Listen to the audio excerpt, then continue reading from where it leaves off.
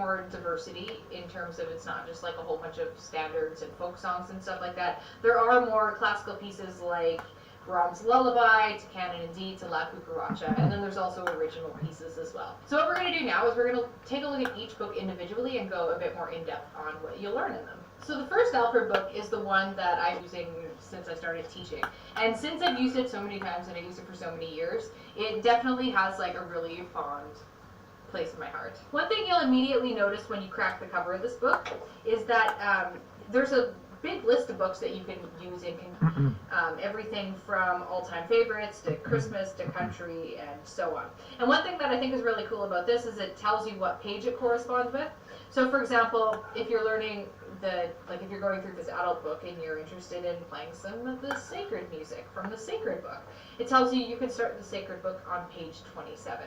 So by the time you reach page 27 of this method book, you're going to be ready to try the sacred book. So I think that's a really cool function. It takes out a lot of the guesswork, especially for someone who's learning without a teacher. In the first Alfred Adult Method book, there are 12 chapters and an introduction, and about 63 pieces, in addition to a variety of exercises and lessons. So what this means is that you'll be completing about 1 to 2 pieces per week. We are planning on finishing the first book in a year, and the first is 112 pages long, it's fairly long. The first 2 books are at a preparatory level, which I affectionately like to refer to as musical kindergarten. You have to get through these books and learn all the basics before you are able to be at a grade 1 level or a grade 2 level. And that surprises a lot of students. A lot of people think that they can just kind of jump into grade 1, but you really need to lay the groundwork with your kindergarten. The way everything equates is the first adult book I tend to equate with preparatory level A, and that's an RCM classification. They divide preparatory, so music kindergarten, into 2 grades,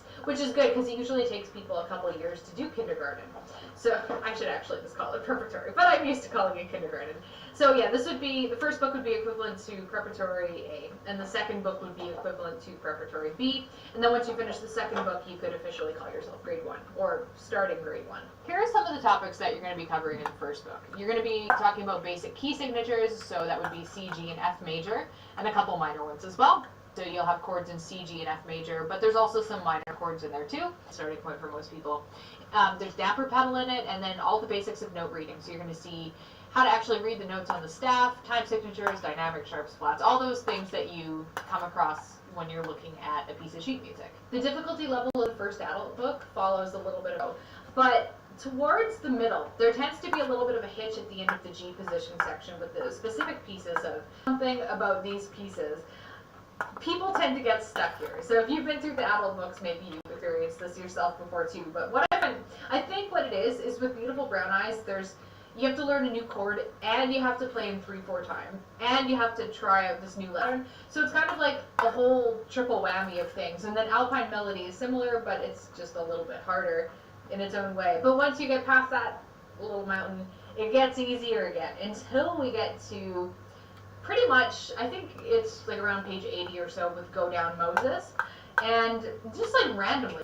And what I find happens with my students is we usually actually just skip the last 20 pages of the book or so, because around page 100, which is Singing in the Rain, it's almost like people's attention spans for the book just kind of die. And it's a real slog getting through those last pieces. And again, I'd be interested to know if we experience this in my studio with almost every student who goes through it.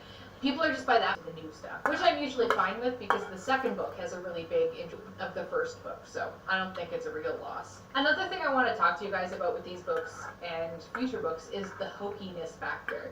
Now, a reality of learning piano from scratch right from the beginning is the music is going to be a little bit hokey. It just is. I mean, it's practically a rite of passage for people to dispiriting when you're an adult wanting to play like actual serious music and you're like dee dee dee dee. So I understand, and that's why I wanted to talk about the hokiness.